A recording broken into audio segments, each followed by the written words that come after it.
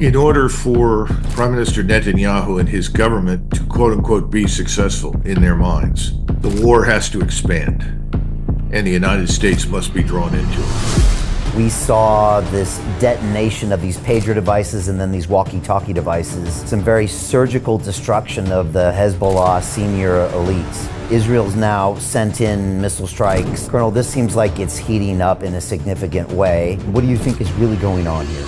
Moving in on the ground into Lebanon is the strategic game changer in the region. That's when you have a very high probability of engaging us and Iran in the war. Then it becomes a regional war.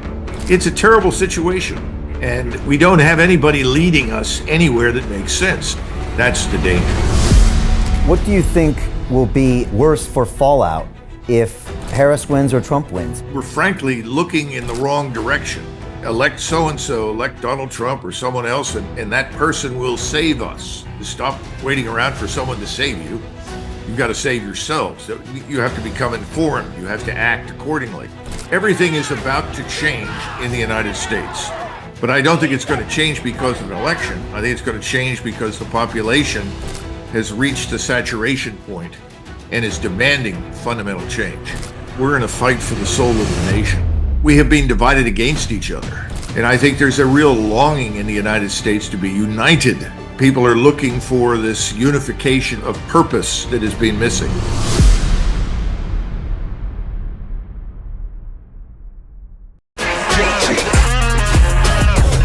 Hey, I know investing in crypto is scary. It takes a real leap of faith because there are so many scams, rug pulls, and bad actors out there. It's a dangerous business, which is why 95% of people lose all their money. Well, that's why I created the London Real Investment Club, so you can access the hottest deals on the planet and use the crypto bull market to create the generational wealth that you deserve.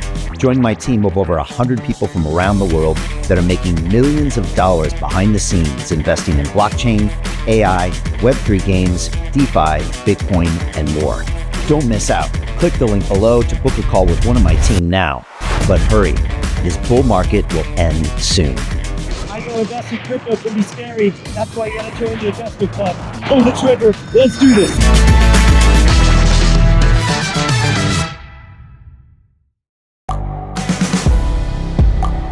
The world is changing. Inspiration is everywhere. It has never been so easy to connect, share, and bring people together. We're learning from others and finding the best in ourselves. Challenging our beliefs.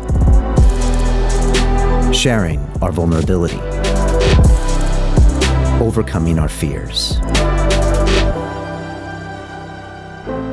Transforming ourselves so we can transform the world. How far can we go? This is London Real. I am Brian Rose. My guest today is...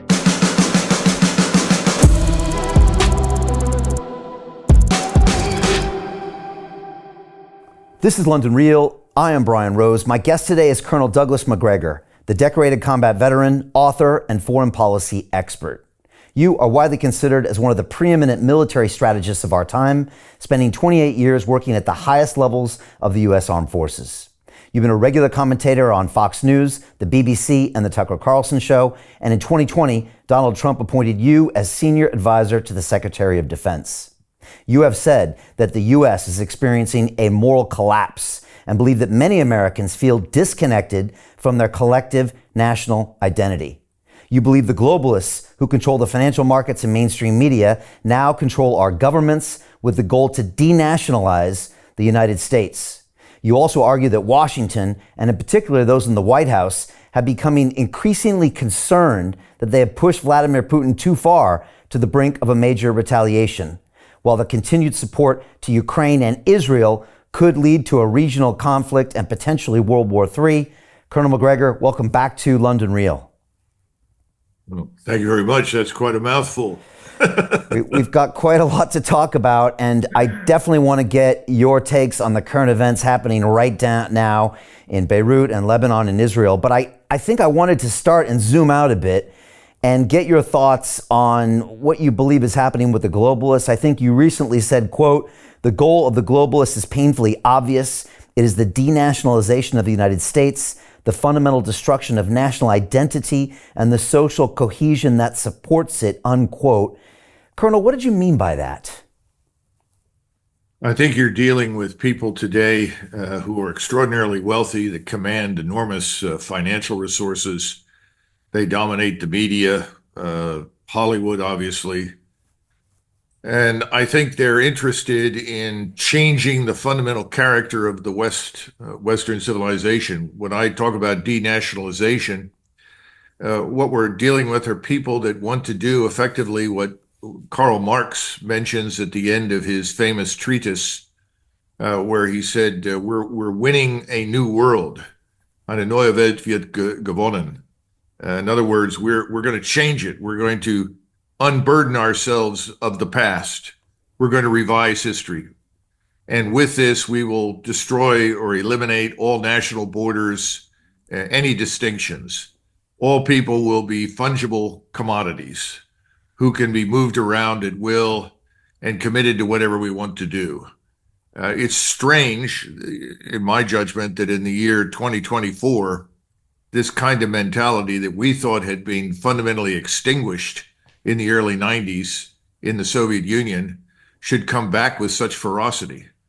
But I think it has. And that's what we're dealing with. And Americans are very confused because they look at the national institutions and they see them as completely unresponsive to them, no longer reflecting who and what they are.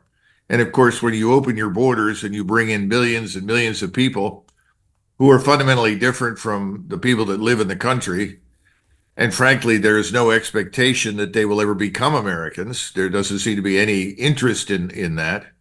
Then you run the risk of having no country at all. You have this amorphous mass of people struggling to survive.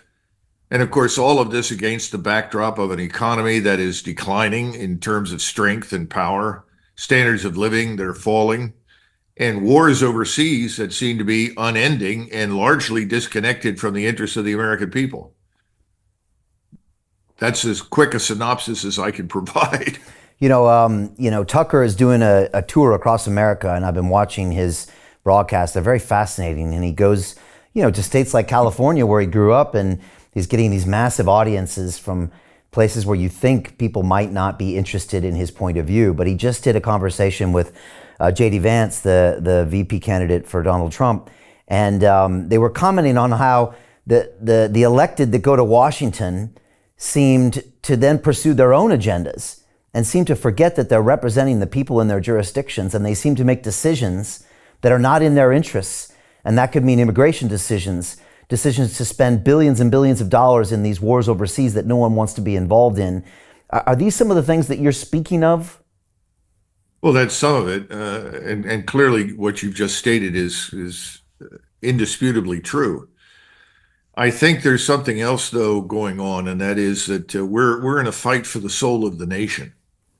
We're asking the question that Sam Huntington did in his last book, Who Are We? We're asking that question, who are we indeed? And, when I speak to audiences, I point out that we must, if we're going to survive this, we must be Americans. What is an American? Well, we have the Bill of Rights, the Constitution. We are part of Western civilization. We speak English. We have to be one people. We cannot be tribalized, fragmented, because to move down that path spells doom and disaster for the United States. I think these messages are finding resonance now. They are resonating strongly with lots of people. So we've been through this long period that's lasted, I would say, decades. It's just become much more intense within the last 15 to 20 years, where we have been divided against each other. And I think there's a real longing in the United States to be united. And people are looking for this unification of purpose that has been missing. And it certainly is not conquering the world. I mean, that falls on deaf ears. The old adage that we have to be everywhere all the time to prevent anything from changing, which is really what the globalists have been preaching, the neocons, all of them. that doesn't find any support anymore. People are saying, wait a minute, the world has been around for thousands of years, long before we arrived. What about us? Where do we fit in? What about our prosperity? What about our security? And you have the same problem in the court system, the judicial system. These things all seem to have broken down. You have policemen that are leaving the police establishments because they don't want to be prosecuted and sent to jail for effectively doing their jobs. We can't find enough men to man the armed forces. Well, why should that surprise anybody? How many times do you have to go to places like Afghanistan or Iraq or Syria or somewhere else and discover that this is an enormous waste of time? We can't change these people, nor should we try. They have their own way of life, their own culture. We need to get out of here. We need to go home. And why aren't we defending our literal waters? Why aren't we defending our citizens against criminality? Why are we allowing, 100,000 plus Americans to be killed every year by fentanyl poisoning?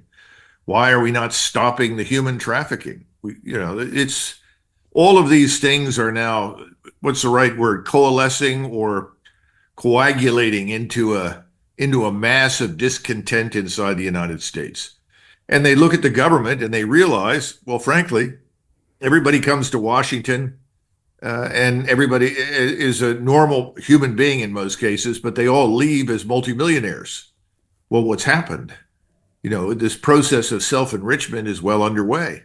And people are not voting in accordance with whatever they think is in the interest of the country, even if they know that, or even in the interest of their constituents in most cases. They're voting along the lines that their quote unquote donors want them to. So we have Washington that years ago people said Washington was corporate occupied, which was true to some extent. But today people talk in terms of donor occupation. Because the donors, the oligarchs with billions of dollars at their disposal, can effectively buy whatever policy they want. And that's what they've been doing. So everything is disconnected from what I would say constitutes the American people. And the American people are bewildered. They don't know what to do. And most people are not interested in civil war. This is all nonsense. People say, well, we're going to have a civil war. Nobody wants to do that. I haven't seen any evidence for that at all. What they would like to see is that the rule of law is reestablished. They'd like to see laws enforced. They'd like to see criminals punished, like to see the border secured. They'd like to see free and fair elections in most cases. All of these things are very simple, straightforward requests, but they're not getting much support out of Washington for any of it. Another one of the observations Tucker made was that we're not as divided as we're being told that we are on all of our social networks. And Tucker says if you look at America through your phone, then we're on the edge of civil war. But he's gone now to 13 cities across all swaths of America. And he's came up with a completely opposite observation, that actually everybody really wants the same things. They want to raise their families. They want, the fundamentals that the United States was founded on to stay the same. They want peace. They want prosperity. It's nothing like what we're being sold on our socials. Is that ultimately that aim of this globalist, to create that division, to create all of that so it's kind of easier to control for their agenda? Well, if you want to transform us into an amorphous mass of consumers who are willing to make ourselves dependent upon the largesse of big government, and I think that's really what the so-called globalists would like, while at the same time the real wealth is concentrated in the hands of very few people, they're certainly doing a good job of building that structure right now. Are they going to be successful? The question is, how much more do Americans take before they finally say enough? I mean, you mentioned earlier, we're within 45 days of an election. I hear people all the time say, well, I like so-and-so, I don't like so-and-so. They I like or don't like someone. But many of them are also saying, what evidence is there that regardless of who is elected, that anything will fundamentally change? That's the real question. We have an interest payment on the debt now that is larger than the national defense budget. We have failing infrastructure. No one questions whether or not our educational system is failing. Everybody knows it is. And everybody knows that education needs to provide a path to employment. Well, that's very different from the way we educate. We've been educating people to go to college, and then they spend 4 years at college and they come out and people say, "What did you learn?" And the answer is usually, "Well, all these interesting things, but nothing that's going to get me paid." So, everything is about to change in the United States. But I don't think it's going to change because of an election. I think it's going to change because the population has reached a saturation point and is demanding fundamental change. And I don't think either of the two parties right now is really in touch with that reality. For the entire year, Colonel, you have been telling us that we might not make it to the election itself. And I didn't really understand what you were talking about. Since the last time we spoke, there's been not only one, but two assassinations on President Trump. What do you make of that? What do you make of the last 90 days in this race and the reaction or lack of reaction thereof? Well, let's look at this so-called first assassination attempt. And I have not studied it in great detail, but like most Americans, I'm very suspicious of the attempts underway to clarify what actually happened. I mean, here we have this young man who comes out of nowhere, who's obviously troubled. He shows up in broad daylight, takes up a position on top of a roof, and then supposedly takes a shot at the president. And supposedly that nearly kills the president. And this from a young man who could not hit water falling out of a boat. Then there are wild shots fired into the crowd. Within a couple of seconds, this young man is killed. Within a few days, his body disappears and is cremated. You can't make this stuff up. And I look at that assassination attempt and I find it difficult to believe that he fired that round that grazed the president's cheek. I also find it hard to believe that the intention was to kill the president because, frankly, if you had a professional assassin out there who fired that round, there would have been another round within a second that would have gone straight through the president's temple. But there was no second round. Suddenly there's wild firing into the crowd. Was this meant to frighten the president? Was this meant to scare the Trump campaign? I have no idea. So I have more questions than answers. And then you go to this thing that happened in the investment club gives us a chance to think about what wealth really is and having the resources to have the freedom to live the life that you want. It was a whole new world for me to hear about cryptocurrency, an alternative to the traditional banking system that we have. In just 1 month that I've been a part of the investment club, I have listened to so many visionaries with new ideas in the world of music, in the world of finance, in the world of artificial intelligence. When I have questions, there's members of the club willing to support and help and want to see one another gain experience and knowledge. So joining the investment club can bring you the opportunity for peace of mind, wealth, resources, community, and a more joyful time.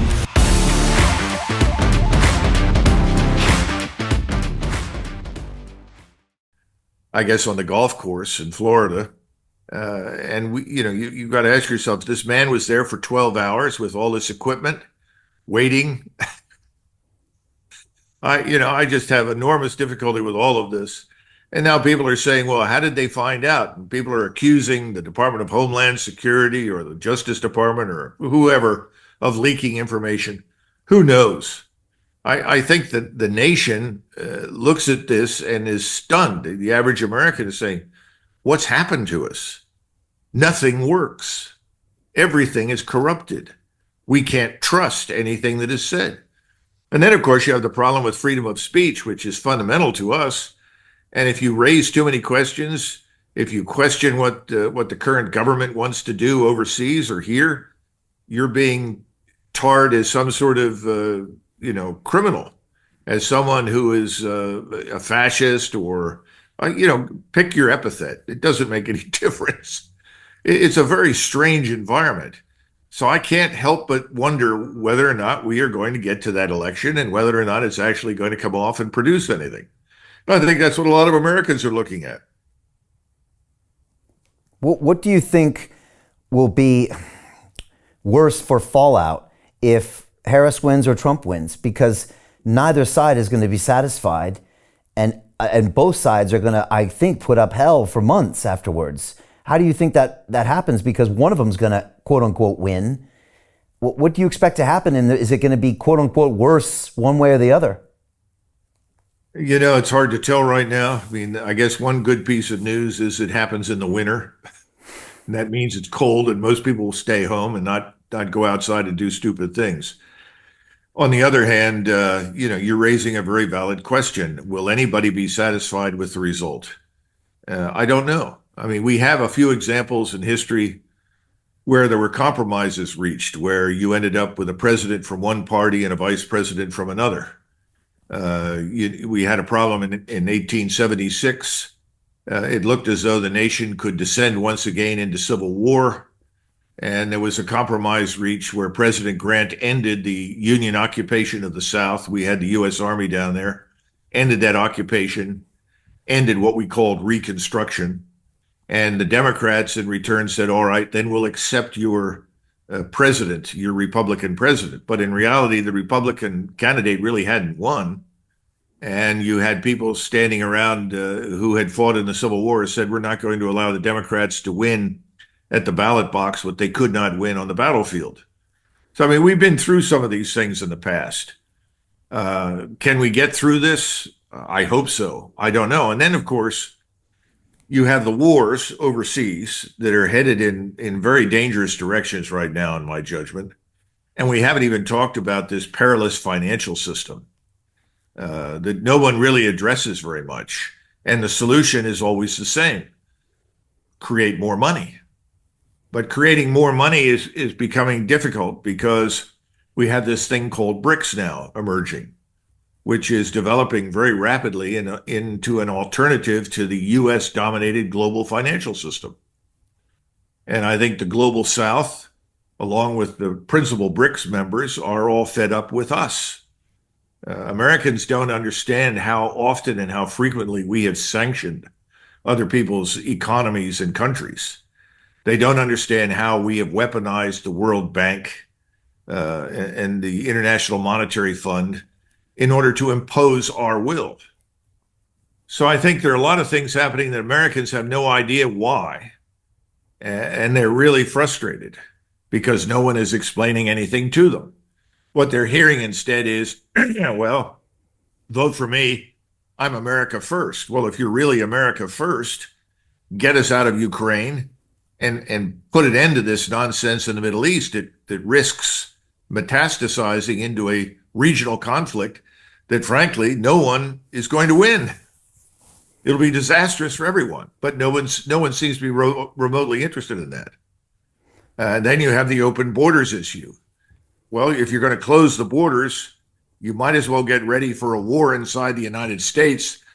Only it won't be a civil war per se. It'll be a war against the drug cartels, because once you cut off the drugs, you're going to have lots of unhappy drug mafias in Mexico, Central America, and inside the United States who are going to want to reopen these borders in order to sustain their sales and income. We got a lot of things out there that people don't understand right now. So I think we're frankly looking in the wrong direction. And at the same time, you have people that are saying, well, elect so-and-so, elect Donald Trump or someone else, and that person will save us. And one of the things I keep trying to tell Americans is stop waiting around for someone to save you. You've got to save yourselves. You have to become informed. You have to act accordingly. That's difficult because Americans, let's face it, most Americans don't pay very much attention to what happens beyond their borders, number one. How do you get out of a rat race? How do you create wealth not only for yourself, but also for the generations to come after? I am absolutely amazed with the quality of companies that we're getting exposure to. We go on to Zoom calls with the innovators and the folks who are building new applications in metaverse, blockchain, artificial intelligence, decentralized finance. What's going on, everybody? Thumbs up if you can see me. We are focusing on early stage investment. And the quality of people that we're getting exposure to, whether it be Dan Tapiero with 1RT, Jason Ma from Open, Yatsu from Animoca. It's been a phenomenal experience thus far. It has far exceeded my expectations. We are focusing on cutting-edge technologies. I view it now as the best investment I've ever made. The upside, I view, is unlimited. And as a retail investor, I would never get this exposure anywhere else outside of Investment Club. See you in the Investment Club. And they don't even pay very much attention to what happens in the neighboring town or city. They're really very locally focused. I mean, that's not a bad thing, by the way. You know, I see that as inherently positive. We used to regard that as positive. But now, unfortunately, we can't afford to do that any longer. You mentioned that, you know, the people in Washington are becoming wealthier and wealthier with these policies, probably usually linked to the defense contracts that are getting printed by sending things overseas. I think someone told me recently on an episode that the highest concentration of millionaires in the world as a city, which shocked me, wasn't Silicon Valley, it wasn't Tehran, it was DC. And now Trump is assembling this team of Elon Musk to cut back on government excess, of Bobby Kennedy to go in and clean out some of these departments. You know, do you think that because this machine of money making is so big, will it find some way to stop that from happening? They're certainly going to try very hard. But the question is, does the financial engine seize up? In other words, this is the question everybody doesn't really want to answer. Who was it? Ben Stein said, everything tends to go on until it can't. In other words, things run to the point where they can't run anymore. I think that's where we are with the financial system, with our economy, with the government. When you're dealing with these interest rates that are being artificially suppressed, how much longer can that go on? But nobody really wants to go into that and discuss it. No one wants to consider the possibility that we really do have to deal with debt. We keep sort of shoving that aside. I guess nothing's going to happen until it does. And I think a lot of people are going to be shocked at just what ultimately occurs. We talk about this thing called the petrodollar. You know, you eliminate the petrodollar and the reserve currency is in a lot of danger. And suddenly, you know, we find that gold and silver and these other precious metals are pouring into other countries around the world, whether it's China, India, Russia, whatever. All of these things are sort of being brushed aside or glossed over. And now you're asking the right questions, and I don't have good answers, except to point out that I think we're on the road to Armageddon, not necessarily nuclear Armageddon, but financial Armageddon. And that may ultimately overwhelm us. Colonel, when it comes to immigration, how much do you think that will affect the vote for the next president of the United States? I actually had Rudy Giuliani here in my studio a few weeks ago, and he was the first person ever that described to me in detail some of the election fraud that went on last time and how he couldn't even get these cases heard. And, you know, he was a very accomplished attorney for many, many years, and he said some of the precedents he had never even heard of in his legal career of these cases not even coming to court whatsoever. Now, I was recently in California, Colonel, and my dad told me that anybody can walk into the DMV and get a driver's license, regardless of proof of citizenship, and you're automatically added to be able to vote. Now, people say, oh, it's illegal to do that, and nobody would dare doing that, but it seemed to me that anyone can then go vote without any proof of citizenship. Now, you might threaten to them that that's a felony and you're going to be in big trouble, but it shocked me that it was even a possibility without proving citizenship. Now, I don't know the details in the other states. Is this something that you think could affect this election, the recent immigration influx? Oh, absolutely. No question about it. And in those states that we refer to casually as blue, in other words, as democratic states, I think we have to expect hundreds of thousands of people that are not citizens to vote. There will be no effort to stop that at all. On the contrary, I think you're also going to see a big push to confer citizenship on people very rapidly as well. This is why the Republic is on its last legs. You know, I'm working on a book right now, and the title of the book is the Next American Republic.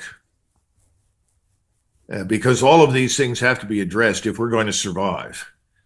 And right now we have this split in the country between those who want the laws enforced and obeyed and those who don't. And if you raise this issue and you say, well, what is wrong with demanding that someone prove their citizenship? Well, then you're a racist. But I can tell you without hesitation that large numbers of people who are not white, who are of other races, feel exactly that way. They don't understand it. Why are we not enforcing our own laws? This is we're at the end of this sort of long period of complacency when we took everything for granted. In other words, when we actually started exporting much of our manufacturing base in the late 80s under Reagan, very few people even noticed. Then it became acute in the 90s and people began to panic. But then we were distracted in the first sort of 20 years of this century by other events. No one has ever come to terms with the reality that this was a long-term project to hollow us out. Who hollowed us out? Who betrayed American workers? Well, it wasn't the Chinese. It wasn't the Indians or the Malays or anybody else. We did it to ourselves. Well, who is we? Well, this is the ruling class, right? The billionaires, the oligarchs, they've done it. This hasn't completely sunk in yet, but we're getting there. And, people say, well, when do you think something will happen? And my standard comment is things were very bad in France for a long time, but until the population of Paris could not afford to buy bread, there was no revolution. That's a daunting comparison in history there. Moving overseas, what are your thoughts on the relationship with Putin and where he is right now? He recently made some comment where I think as he was laughing, he endorsed Harris for presidency. I also still wonder what the Russians really think of America when they look at kind of some of the decisions they make, and if they even can understand what we're all about. Do you believe that even the White House is now worried they might have pushed this too far?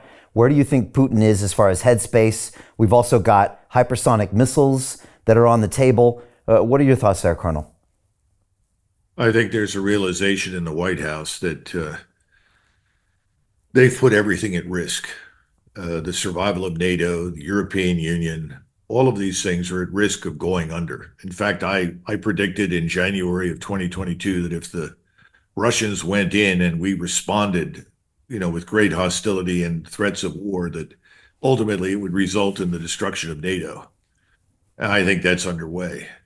You also have this globalist class that has emerged in the post-war era that is on the verge of being removed from office. It's going to take a little longer, but I think the handwriting is on the wall, certainly in Germany. I think to some extent in France, Italy. I can't speak for Great Britain right now. I'm not sure what's happening there, but I think there's a great deal of tension there as well. So I think there is an awareness that, we pushed this too far. Secondly, we're bluffing, which is always a bad thing. We're pretending that we are the country of 1991, that we have overwhelming military power, that we control events. We don't. And Russia, that began this process with a relatively weak army, a small defense establishment by our standards, now has an enormous military establishment that's quite capable.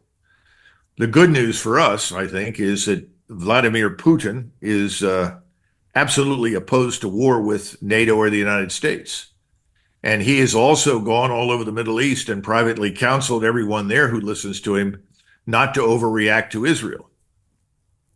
Now, can that go on much longer? Well, it's hard to tell. I think in Ukraine, his counsel is still to exercise patience and restraint on the assumption that the governments in Berlin will fall, and probably also Paris, and clearly also in Washington. And I think he's saying, we are going to get something new after the election. And I think the Russians don't understand our system, and I don't blame them. I don't think most Europeans understand us either. But I think he's aware that whoever is elected, the day after the election, there will be a different world. And there will be a willingness to do things differently. We're in this unfortunate sort of stage, pre-election stage, when no one wants to say very much of anything substantively. I mean, has anyone stood up and said, it's in the interest of the American people that immigration be halted until we can find out who's actually in our country? We know that at least 52 million people are living inside the United States who were not born in the United States. Well, you would say under those circumstances, we've got to close it off, stop, got to find out who's here. No one will stand up and say that. But privately, I hear that all the time in Washington, D.C. People actually privately say, oh, we don't know who's here. We need to find out. So that's one example. When you start talking about the events in Ukraine, there's a readiness to admit privately Americans don't want to be involved in a war with Russia in Ukraine. But no one wants to stand up and say, we had no strategy when we began this. We still have no strategy. We have no attainable objectives. Everything we said we were going to do has failed. And our desire to destroy Russia, to harm it, and then ultimately to fragment it, divide it, destroy it, has no chance of happening. We, on the other hand, are in a lot of trouble. No one wants to stand up and say that, but privately people are beginning to figure it out. So I think Putin is right. He's saying, well, let's press ahead, but let's not overreact, because he doesn't want to go to war. And he figures, if I cross the Dnieper River right now and march west, which is what a lot of Russians want. I mean, public opinion in Russia is rabidly anti-Western now. They say, let's go all the way to the Polish border and end this thing once and for all. He doesn't want to do that. He wants to come up with an Austrian-style solution for Ukraine. He still thinks that's achievable. And he wants to exercise patience. He wants to get through the election cycle, and then hopefully something new will occur and he'll have a better shot at ending it. He doesn't want a war. Iran doesn't want a war in the Middle East. Nobody in the Middle East wants a war right now except the populations. The Turkish population, the Arab populations, they are furious. They want to kill every Israeli on the planet, but not the governments, because they see all of this as destructive and unnecessary. So it's a strange set of circumstances, but I do think inside the White House it's understood. But no courageous, intelligent decisions can possibly be made before the election. Do you think Putin is hoping or banking on Trump getting elected, and does he believe that war can be resolved quickly if Trump is the next president? I don't know that he believes that. I think his experience with Donald Trump is as follows, and he said this publicly. Yes, I like Donald Trump. Donald Trump says many things, but he doesn't deliver. And there's no reason why we should bank heavily on him. If he's banking on anything, I think he's banking on the aftermath of the election. In other words, that once this is behind us, we will have to move in new directions, whether we like it or not. And that will create opportunities for peace and stability in Eastern Europe. And he also sees the potential for changes even in a government like Poland, where the Polish public opinion is swinging very much against this war in Ukraine. And that's very important. And he knows that. And again, the population in Europe, at least as far as I can tell, is not interested in going to war with Russia. This is another elite consensus that is divorced from reality. Yeah, definitely. All right, moving to more recent events in the Middle East. I think over the weekend or the past few days, we saw this detonation of these pager devices and then these walkie-talkie devices that seemed to protract some very surgical destruction of the Hezbollah senior elites. Now, on top of that, Israel's now sent in missile strikes. I think there's 180 dead. And now China has asked for its citizens to leave Israel. Colonel, this seems like it's heating up in a significant way. Can you dissect maybe some of the events of the past 7 days, why they happened, maybe why they happened now, and what do you think is really going on here? In order for Prime Minister Netanyahu and his government to, quote unquote, be successful in their minds, the war has to expand, and the United States must be drawn into it. So that has been on the table, I would say, for the last 8 or 9 months. He now has essentially what he wanted. We have assembled thousands of aircraft, bombers, We have hundreds of ships, multiple carrier battle groups all over the place. And we have actually privately communicated to him, as far as I can tell, in the Department of Defense, saying, look, if you're going to do this, you better get going, because we cannot maintain all these forces indefinitely floating at sea or sitting around in bases inside or around the Middle East. We either do it or don't. So I think what you're seeing now is the beginning of do it. I feel blessed. I'm so happy to be part of that amazing journey. I'm glad I decided to pull the trigger and join. You can literally come into this place with zero knowledge of investing and then learn how to find deals. In the investment club, we get these offers on a daily basis. We get the next papers on our table. Don't sit around. Don't let this play out in front of you. Jump on the London Real Ventures website. We are interacting with amazing visionaries who are setting up those cutting-edge technologies. This has been an interesting ride, and I cannot wait for you to be a part of the investment club. Hope to see you on the inside. If you haven't jumped on a free masterclass, do it. The best investment you can make is in yourself. Please join us. You're welcome and you won't regret it.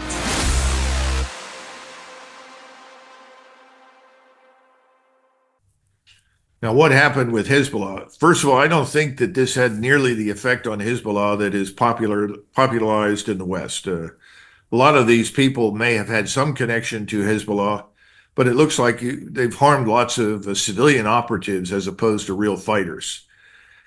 And there's always this assumption that if you get a few senior people, that's going to cripple the organization. This was the assumption that Hitler made in 1941 before they went into Russia, that the Soviet armed forces had been crippled because thousands of officers had been killed. Well, it certainly had an effect, but not quite what he had hoped for. And in fact, what you usually end up seeing, new blood surfaces, new people come up through the ranks. They turn out to frequently be better than who was there to begin with. So I don't think that it had the desired effect. What it did is it's probably hardened the hearts and attitudes of people around the world towards Israel, because they see this as tantamount to a war crime.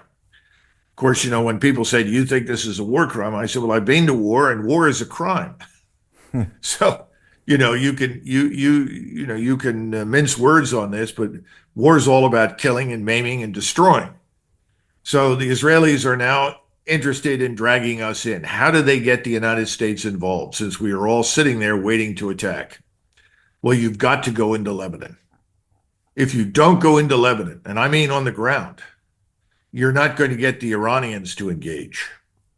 Hezbollah is suffered, but Hezbollah is still in very strong shape. It has enormous missiles and rockets in its arsenal.